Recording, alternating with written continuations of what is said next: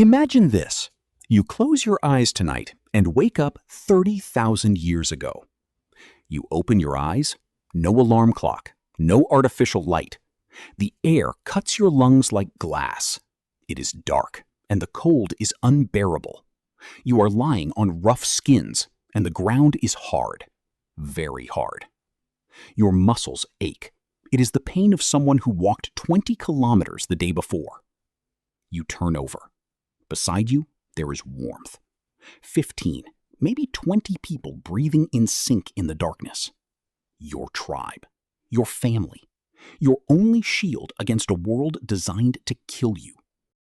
Welcome to the brutal day your body was perfectly designed for.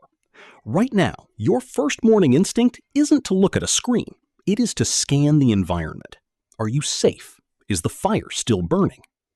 We assume sunlight woke our ancestors, but science shows something different. A 2015 study led by anthropologist Gandhi Yetish monitored modern hunter-gatherer tribes like the Hadza and the San. They discovered a pattern. Our ancestors did not wake up with the sunrise. They woke up at the coldest point of the night. Your internal biology reacts to this sharp drop in temperature. Your brain triggers cortisol, but it's not the cortisol of modern chronic stress, of unread emails or bills to pay. It is an acute spike, a biological injection of pure energy. You need to get up now. The firewood is gone. The fire is dying. You sit up, you tend the fire. There is no running water. There is no breakfast waiting. In fact, your stomach growls with an aggression that modern humans rarely experience. You look around. The elders are already up, whispering. Children huddle in the furs. Everyone rises with a single purpose, unspoken but shared by everyone in the cave. We need warmth. We need to eat. We need each other. Brace yourself. The hunt is about to begin. The sun rises. The temperature spikes in the savannah, and your stomach is absolutely empty. In modern times, hunger is a minor inconvenience, cured by a few steps to the fridge. Here, it is a lethal alarm. What do? You don't open a box of cookies. You grab your spear. You've barely opened your eyes, but you start walking. Recent studies by anthropologist Herman Poncer, who lived with the Hadza hunter-gatherer tribe in Tanzania, reveal the scale of your effort. On a normal day, a Hadza man walks about 15 kilometers. A woman walks about 9 kilometers. Every single day. No Sundays, no holidays. The sun is high, and you finally spot tracks. An antelope. We are the worst sprinters in the animal kingdom. A leopard destroys you. The antelope laughs at your speed. But you, as a human, possess the most lethal biomechanical weapon on the planet. You have no fur, but you have millions of sweat glands. And why does that matter? While the antelope must stop in the shade and pant to cool its brain, you can sweat on the move. Believe it, this advantage makes you the greatest long-distance runner on Earth. Evolutionary biologist Daniel Lieberman from Harvard calls this persistence hunting. The sun hits its peak, 42 degrees Celsius in the shade. The air is heavy and dry. Your feet, perfectly adapted to the arid and scorching ground, are thick and rough. You start to run, a rhythmic, relentless trot. The antelope flees at 50 kilometers per hour, vanishes over the horizon, but soon after must stop to cool down. You don't. Then you catch up to it. It flees again. You keep going, slow and steady. Your lungs burn. Your mouth tastes of exhaustion. Your legs feel as heavy as stones. There is no insulated water bottle. There is no sports drink. There is only the horizon, the sun above you, and a screaming hunger. Your muscles tremble. Gathering your last ounce of strength, you run again until the antelope collapses from hyperthermia. It falls. You win. Not by brute force, but by pure psychological and physical endurance, by the sheer need to keep going. Early afternoon. The hunt is over. Your tribe's dinner is secured. You survived another day. The adrenaline begins to fade as you walk back to the cave with the antelope on your back. You are greeted with euphoria. 4 p.m. The tribe prepares the fire and the meat. Tonight, everyone sleeps with a full stomach. Around the fire, everyone eats and relaxes. It is 6 p.m. The sun is setting over the savannah. But what if you made a single mistake? What if, while tearing into a tough piece of meat, you hear a crack and fracture a tooth? In modern times, a broken tooth is an inconvenience. You grab your phone, book a dentist, take a painkiller, and forget about it. In 30,000 BC, that broken tooth is a game of Russian roulette. Paleopathology, the science that studies diseases in ancient bones, reveals a terrifying truth about ancestral life. When archaeologists analyze fossilized skulls from the Pleistocene, the primary cause of death isn't always heroic. It's not cave lion attacks or falling off cliffs. It is infections.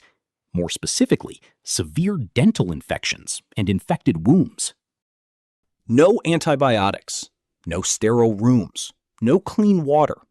That fracture in your tooth exposes the pulp. Bacteria enter. In a matter of days, an abscess forms.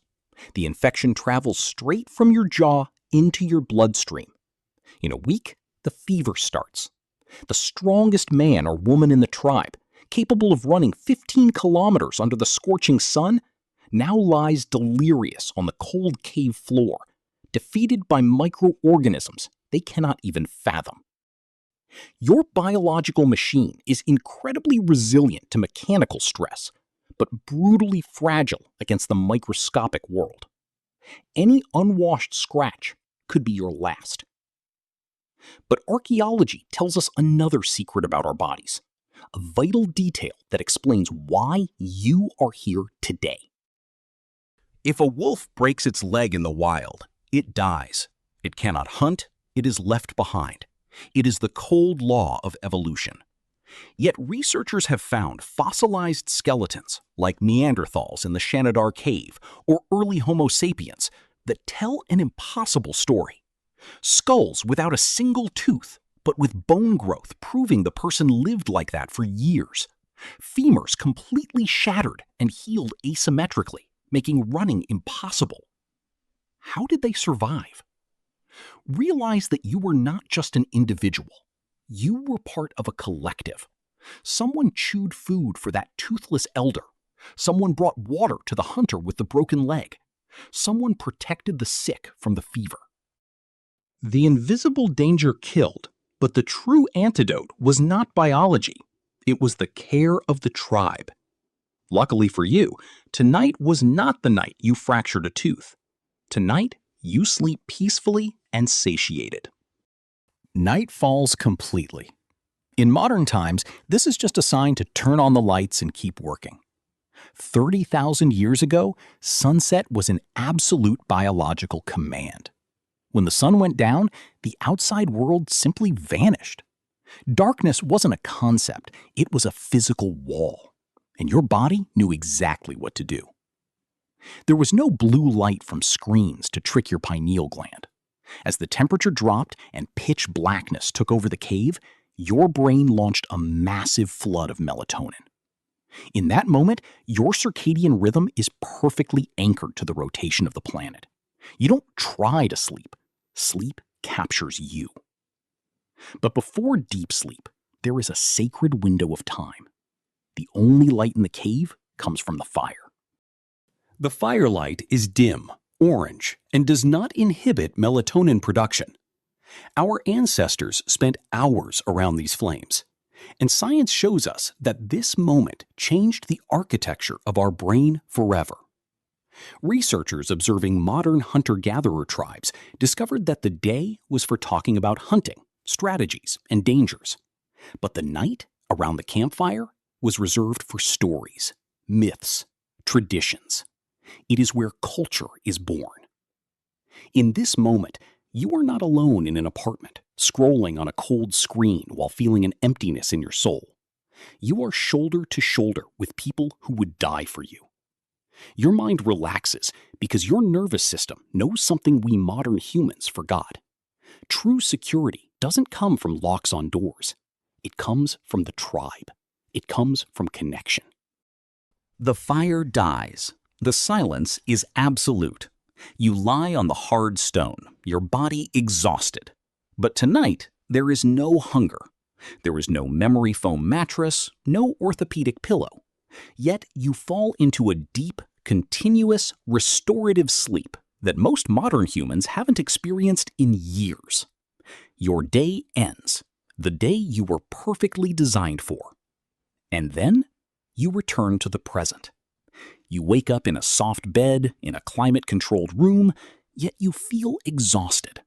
The first thing you see is your phone screen.